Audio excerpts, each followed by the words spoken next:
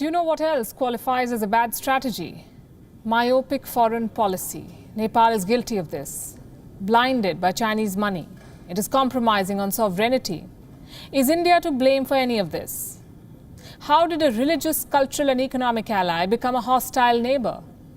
To answer that, you'd have to look at the history of India-Nepal relations. From Nehru to Rajiv Gandhi, several Indian prime ministers have contributed to the anti-India sentiment in Nepal. So it went into a rebound relationship with China. An 1,800-kilometer long border, a common history, culture and religion. These are just some of the many things that India and Nepal have in common. What also binds the two neighbors is a troubled political history. Indo-Nepal relations. A journey down this road includes several bumps, twists and turns. Let's go back to the Nehruvian era, the years right after India's independence. Prime Minister Nehru saw Kathmandu as New Delhi's security shield. His policy towards Nepal was based on absolute control. This was the beginning of anti-India sentiments in some sections in Nepal. What followed was years of personality clashes between leaders on both sides. Prime Minister Rajiv Gandhi and Nepal's King Birendra were not the best of friends. Gandhi accused Nepal of being uncooperative. Kathmandu, on the other hand, wanted a more equitable relationship. Nepal began referring to India as a regional power with a colonial mentality. According to reports, Rajiv Gandhi had even launched a covert operation to bring down the Hindu monarch.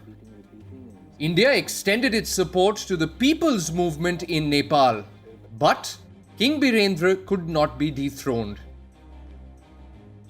In 1989, when Nepal purchased defense systems from China, the Rajiv Gandhi government retaliated with a trade blockade.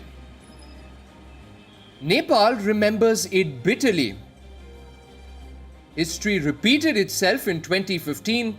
By now, Nepal was dependent on India for 60% of its trade, including all of its fuel, most of its food and medicinal supplies.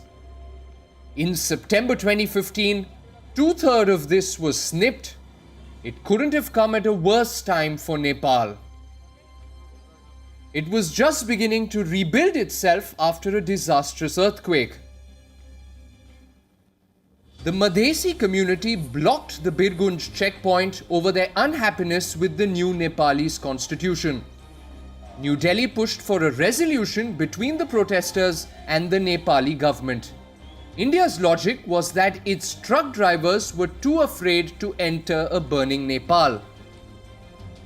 Kathmandu termed the situation as an unofficial blockade by India. Hit with an immense shortage of oil, gas and medicines, Nepal once again turned towards China. The dragon seized the opportunity. It ended India's monopoly in the Himalayan country and lay a debt trap. China termed it a strategic relationship. Beijing also stirred the anti-India sentiment. Over the years, Nepali leaders have repeatedly stressed on the need to revisit river agreements. They have also wanted to rewrite the Friendship Treaty. Kathmandu's split from New Delhi has been a long time coming. There were several alarms in recent years.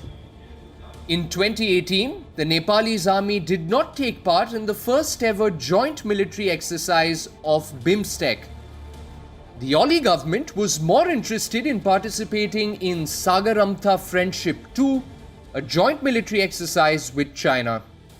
What also drew Nepal away from India was China's Belt and Road Initiative. India and Nepal have had their differences, but China's money and Nepal's myopia are turning these differences into disputes. Bureau Report, WION, World is One.